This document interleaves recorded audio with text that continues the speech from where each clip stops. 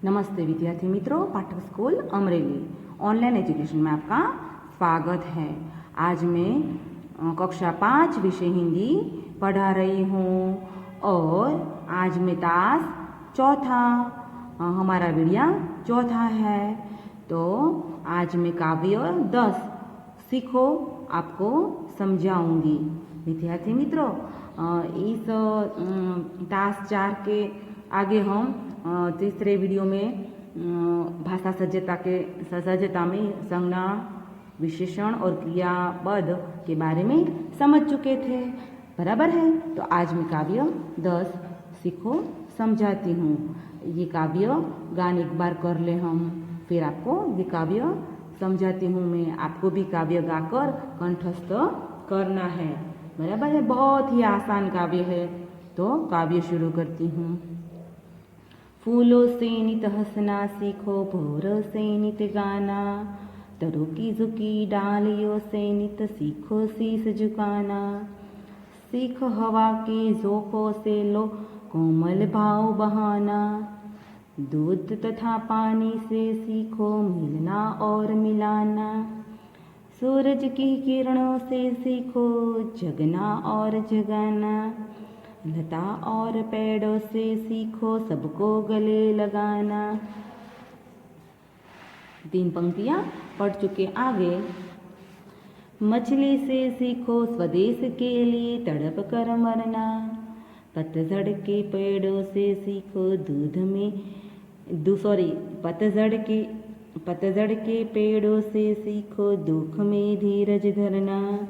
दीपक से सीखो जितना हो सके अंधेरा हरना, पृथ्वी से सीखो प्राणी की सच्ची सेवा करना। जलधारा से सीखो आगे जीवन पथ में बढ़ना, और धुएं से सीखो हरदम ऊंचे ही पर चढ़ना। अरे वाह विद्यार्थी मित्रों, बहुत अच्छी बात बताई है।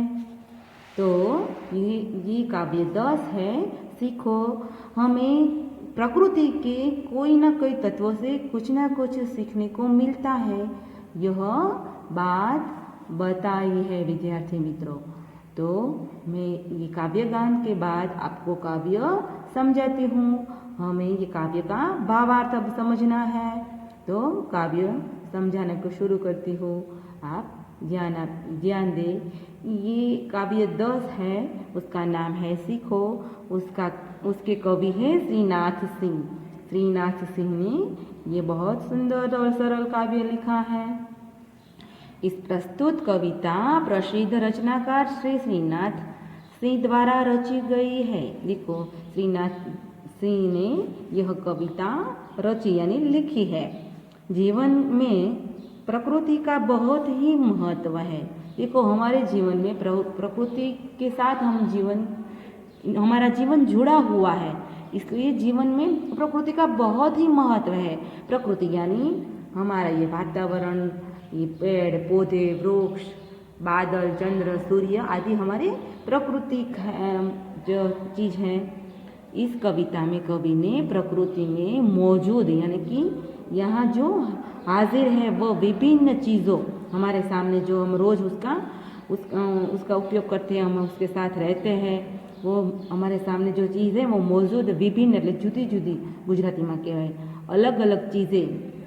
फूल, भौरे, देखो ये प्रकृति, ये सजीव हमारे जो सामने है वो फूल है, भौरे है, सूरज, पेड़, पृथ्वी इत्यादि आदि से कुछ न कुछ सीख लेने की प्रेरणा दी है। सब लोगों से कुछ ना कुछ हमें सीखने को मिलता है, बराबर है।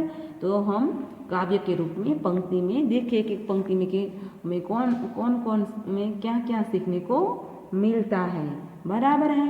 पहली पंक्ति पहली लिटी में है, फूलों से नीत यानी हमेशा, ये शब्दार्थ के रूप में आएगा। हंसना सीखो, भौरों से नित गाना। बहुत अच्छी बात कही है कि फूलों से हमेशा हमें हंसने की सीख मिलती है। फूल खिलखिलाते हैं, इस तरह हमें भी हंसते रहना चाहिए। और भौरों से नित गाना, भौरा यानी कि जो हम कहता है ना मधुकर, हिंदी में से मधुकर, भमरा, गुजराती में આપણે ભમરો કહીએ। તો એનાથી શું શીખવાનું છે? તો હંમેશા ગાતા રહેવાનું, ગણગણ ગણગણ કરતો હોય છે ને વિદ્યાર્થી મિત્ર ભંવરો, એવી રીતે इस तरह भंवरे की तरह हमें गुनगुनाते हमेशा खुश रहकर गाते रहना चाहिए। बराबर, बहुत अच्छी बात दोनों में से सीखने को मिलती है। फूलों से हमें हंसने की बात सीखनी है और भंवरों से हमें गाने की बात सीखनी है। और यही पंक्ति में दूसरी लाइन में हमें आगे, तरु की झुकी डालियों से नित सीखो शीस झुकाना। बहुत अच्छी बात कही है विद्यार्थी मित्रों। तरु यानी, तरु शब्द संस्कृत है, हिंदी में भी तरु कहते हैं। तरु यानी वृक्ष, આપણે ગુજરાતીમાં ઝાડ કહીએ છીએ। તો વૃક્ષની ઝૂકી, ઝૂકી એટલે વાંકી વળી ગયેલી હોય ને એવી, એટલે નમેલી ગુજરાતીમાં કહીએ ને। ડાળીઓ સે यानी कि ડાળીથી, હંમેશા નિત એટલે હંમેશા શીખો, શું પ્રેરણા મળે છે? તો કે શીશ, શીશ એટલે કે માથું, ઝુકના એટલે નમ્ર ભાવ બતાવવાનો, વિનમ્ર થઈને રહેવાનું એમ કે છે। तरु की झुकी डालियों से हमें नम्र भाव सीखने को मिलता है। दूसरी पंक्ति देखें, सीख हवा के झोंकों से लो कोमल भाव बहाना। तीसरा आता है हवा। हवा से हमें क्या सीख मिलती है? हवा, वायु, पवन, पवन से हमें यह सीख मिलती है कि झोंको यानी कि जो पवन जे लहर हो, આપણે કહીએ ને, એનાથી આમ ધીમે ધીમે કોમળ ભાવ, લાગણીશીલ, मंद मंद हवा आती हुई, वह भाव थी एकदम सुंदर विचार प्रकट हमारे होने चाहिए। अच्छे मन के भाव प्रकट होने, कोमल भाव बहाना यानी मन में अच्छे भाव प्रकट होने चाहिए हवा की तरह। तो कोमल भाव बहाना ये एक मुहावरा है। बराबर है विद्यार्थी मित्रों। तो कोमल भाव बहाना यानी सुंदर विचार प्रकट करना। तो हवा की तरह हमें, हवा के झोंकों की तरह हमें, हवा की लहरों की तरह हमें कोमल भाव, सुंदर विचार प्रकट करना है। तो यह तीसरी लिटी हम समझ चुके। आगे दूसरी पंक्ति में चौथी चीज़ है दूध। दूध से हमें क्या सीखना है? चलो मैं पढ़ती हूँ। दूध तथा पानी से सीखो। दोनों देखो, दूध और पानी दोनों ही प्रवाही के रूप में है, दोनों से एक ही बात सीखने को कवि कहते हैं। क्या सीखना है? तो कि मिलना और मिलाना। देखो, बहुत अच्छी बात कही है कि हमें दूध और पानी दोनों आपस में मिलते हैं, दोनों एक होकर रहते हैं। इसी तरह हमें मिलजुल कर रहना है और सबको मिलाना है। दूध और पानी मिलते ही रहते हैं, इस तरह हमें मिलकर रहना है। तो हमें फूलों से, पेड़ों से, हवाओं से और दूध से ज्ञान लिया है, जो प्रेरणा ली है। आगे तीसरी पंक्ति में देखें तो सूरज से कवि सीखने को कहते हैं। तो सूरज से क्या सीखना है? तो सूरज की किरणों से सीखो जगना और जगाना। अरे वाह, बहुत अच्छी बात बताई है कि सूरज तो खुद प्रातःकाल में सुबह जल्दी उठ जाता है, उसी तरह हमें भी सूरज के साथ जल्दी जग जाना है, जल्दी उठ जाना है और सबको जगाना है। सूरज भी सबको जगाता है। जैसे ही सूरज की किरणें पृथ्वी पर पड़ती हैं तो सब लोग, चिड़िया, जीव जंतु, छोटे छोटे हैं, मनुष्य, सब लोग उठकर अपने कार्य में जुड़ जाते हैं। इसी तरह हम सूरज की तरह हमें सबको जल्दी उठना है और सबको जगाना है। यानी कि हमें जीवन में आगे बढ़ने के लिए भी कार्यरत रहना है। यह सूरज की से हमें ज्ञान मिलता है, प्रेरणा मिलती है विद्यार्थी मित्रों। आगे, लता और पेड़ों से सीखो सबको गले लगाना। बहुत अच्छी बात बताई है। लता यानी गुजराती में આપણે એને વેલા કહીએ વિદ્યાર્થી મિત્રો। વેલા હોય ને, તમને ખબર હોય કોઈના આધારે ચડે ઉપર, તો એક મોટા ભાગે ઝાડ હોય ને મોટું, એની આજુબાજુ નાના વેલા થાય ને, ઝાડ સાથે વીંટળાઈને આગળ વધે છે। ગુજરાતીમાં તમને સમજાવું તો પેડ એટલે કે વૃક્ષ અને લતા એટલે વેલા, એ બંને સાથે જ વધે છે, બંને સાથે જ ઊંચાઈ ઉપર એકાબીજાને જાણે ગળે મળતા હોય એમ એકાબીજામાં જોડાઈ ગયેલા જોવા મળે છે। તમે જોજો, તમને અનુભવ કર્યો તો દૂધીનો વેલો છે, કારેલાનો વેલો છે, કાકડીનો વેલો છે, ટીંડોરાના વેલા છે, ઝાડ ઉપર ચડતા હોય છે। તમે દ્રાક્ષનો વેલો પણ જોયો હશે, તો તો એ આમ સરસ મજાનું ઝાડ ઉપર પથરાયેલું સરસ ઝાડ અને વેલા એકરૂપ થઈ ગયા હોય અને જાણે ઝાડે ફળ આપ્યું હોય એવું સંપીને રહેતા હોય એવું લાગે છે, એવું વર્ણન તમે જોયું હશે વિદ્યાર્થી મિત્રો। तो इसी तरह कवि कहते हैं कि हमें लता और पेड़ों से सबको गले लगाना चाहिए, सबको मिलजुल कर प्रेम से रहना चाहिए। तो ये 3 पंक्ति आपको समझ में आ गई। आगे चौथी पंक्ति, चौथी काव्य पंक्ति में कहा है, एक एक पंक्ति में दो दो चीज़ से हमें सीख मिलती है। इस तरह यहाँ चौथी पंक्ति में देखें तो मछली की बात कही है, तो मछली से क्या सीख मिलती है? मछली से सीखो स्वदेश के लिए तड़प कर मरना। अरे वाह, हमें अपने देश के लिए जीना है, अपने देश में ही जीते हैं और देश में ही मरते हैं। इसी तरह मछली जैसे पानी में ही रहती है, पानी में ही जीती है, बाहर निकालो तो मर जाती है, पानी के बिना वो नहीं रह पाती। इस तरह हमें भी अपने देश के लिए ही देश में ही रहना है, देश के लिए कुछ करना है, देश में ही जीना है। तो इसी तरह हमें जो दूसरे देश लोग हमें हमारा पर हमला करते हैं, आतंकवादी लोग जो हमें तंग करते हैं, परेशान करते हैं, तो उसका मुकाबला करके हमें अपने देश के लिए लड़ना चाहिए, अपने स्वदेश के लिए तड़प कर जीना चाहिए।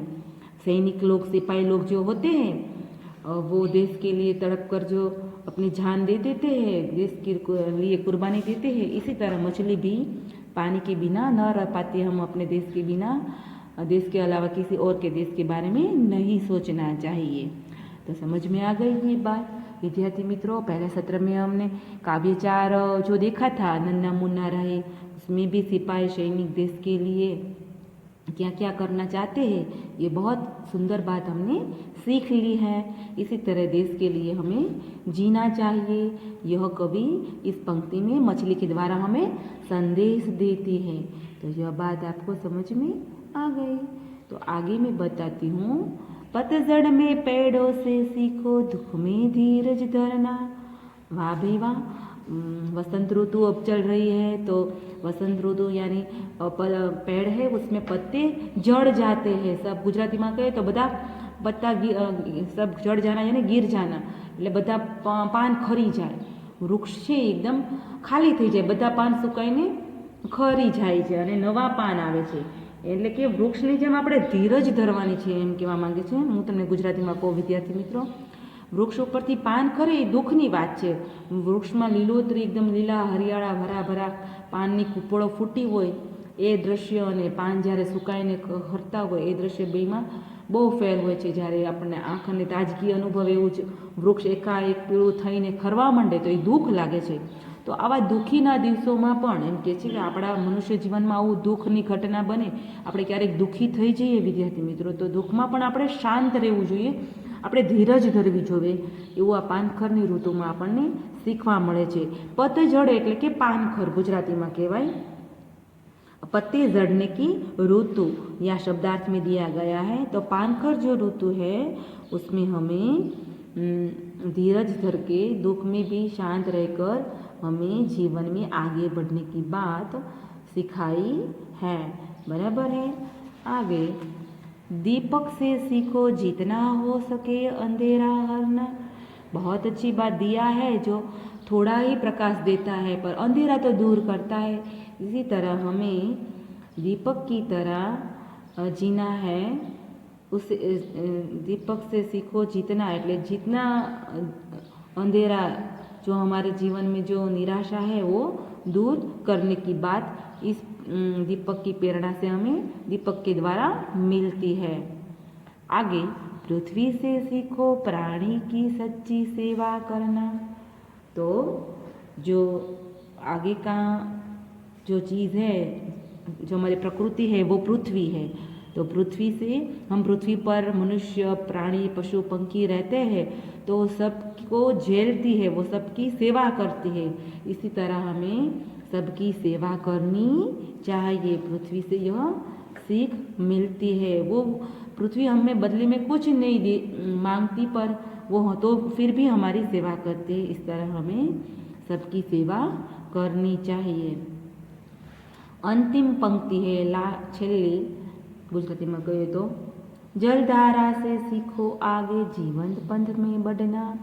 देखो विद्यार्थी मित्रों, यहाँ जल की बात कही है। जो जल है, जो पानी है, उसकी धारा, पानी की बहने की जो प्रवाह है उसे हम जल धारा कहते हैं। पानी का बहने का, पानी की धारा का प्रवाह। तो उसे हमें क्या सीखना है, तो कि आगे बढ़ना। जीवन पथ में हमेशा हमें आगे आगे अच्छी सोच रखनी चाहिए। हमेशा आगे बढ़ने की बात जलधारा हमें सिखाती है। और धुओं से सीखो हरदम ऊंचे ही पर चढ़ना। देखो प्रकृति में एक धुआं भी आता है, तो धुआं भी हमें क्या सीख देता है, कोई ना कोई किसी ना किसी वस्तु व्यक्ति से हमें कुछ ना कुछ तो विद्यार्थी मित्र सीखने को मिलता है। सब में कोई ना कोई अच्छी बात तो होती है। वो अच्छी बात हमें ग्रहण करके हमें भी कुछ अच्छा विचार प्रकट, हमारे जीवन में अच्छी सोच लानी चाहिए। तो दुआ एक ऐसी चीज़ है, उसे भी हमें कुछ सीखने को मिलता है। तो क्या सीखने को मिलता है, तो दुआ से हमें सीख मिलती है कि हमेशा उन्नति के शिखर पर आगे बढ़ते रहना, ऊंचे ही पर चढ़ना। यानी ये भी एक मुहावरा है। उन्नति करना जीवन में, कुछ हमेशा आगे बढ़ने की बात हमें धुएं से सीखने को मिलती है। तो बहुत सुंदर और सरल भाषा में एक कविता श्रीनाथ श्री जी ने लिखी है विद्यार्थी मित्रों। इस कविता में हमें बहुत सरल वाक्य से, फूलों से, वृक्ष है, हवा है, दूध है, सूरज है और पेड़ है, मछली है, पतझड़ है, दीपक, पृथ्वी, जल की धारा और धुओं से हमें क्या क्या सीख मिलती है, यह अच्छी तरह से हमें यहाँ बात बताई है। तो मैं फिर से काव्य के अक्षर आपको कह देती हूँ कि फूलों से हमें हंसने की सीख मिलती है, वृक्ष से हमें शीश झुकाने की सीख मिलती है, नम्र भाव रखने की सीख मिलती है, हवा के झोंकों से हमें सुंदर विचार प्रकट करने की भाव, मन में कोमल भाव रखने की सीख मिलती है, दूध और पानी आपस में मिलजुल के एक होते हैं, इस तरह हमें मिलजुल कर रहने की सीख मिलती है विद्यार्थी मित्रों। और सूरज की किरणों से सबको जगना और जगाना है, बराबर है, उन्नति के लिए आगे बढ़ना है। और लता और पेड़ों से हमें सबको गले लगाकर प्रेम से रहना है। प्रेम की बात बताई है, प्रेम से मिलने की। मछली से हमें स्वदेश प्रेम बताया गया है। पतझड़ से हमें धीरज धरने, दुख में भी हमें चिंतित न होकर और व्याकुल न होकर धीरज रखने की बात पतझड़ के द्वारा हमें सीखने को मिलती है। और दीपक से हमें अंधेरा दूर करने की, निराशा दूर करने की बात सीखने को मिलती है। और पृथ्वी से सबकी सेवा करने की बात हमें सीख मिलती है। जलधारा से हमें जीवन पथ में आगे बढ़ने की बात, और धुएं के द्वारा भी हमें उन्नति के शिखर पर ऊंचे चढ़ते रहने की बात सीखने को मिलती है। तो यह काव्य आपको समझ में आ गया है। इस काव्य के शब्दार्थ एक बार देख ले और फिर से हम उसके भावार्थ जो देख ले। तो फूल उसका मतलब है पुष्प, सूरज तो रवि, भानु, सूरज को रवि भी कहते हैं, भानु भी कहते हैं, आदित्य भी कहते हैं। सूरज के भी कई नाम हैं। नित એટલે सदा, प्रतिदिन, हमेशा, मैंने आपको बताया था।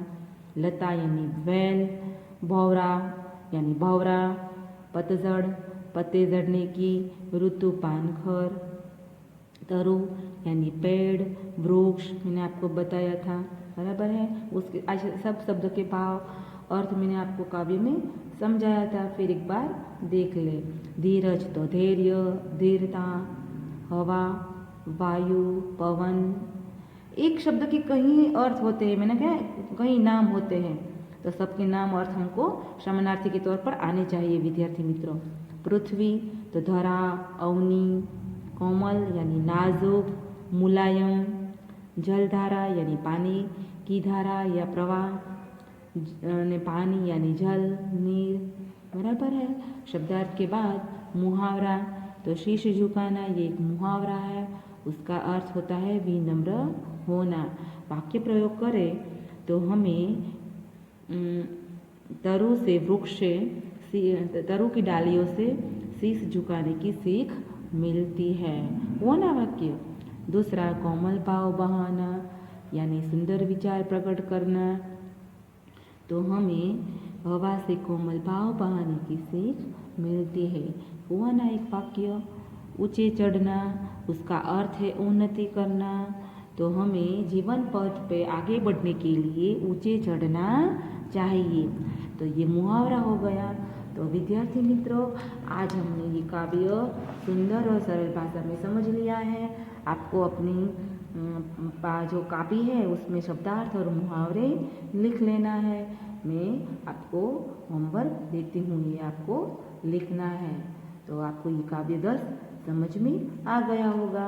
अब हम अगले क्लास में मिलेंगे और आगे का इकाई पढ़ेंगे। तो विद्यार्थी मित्रों, बाय बाय।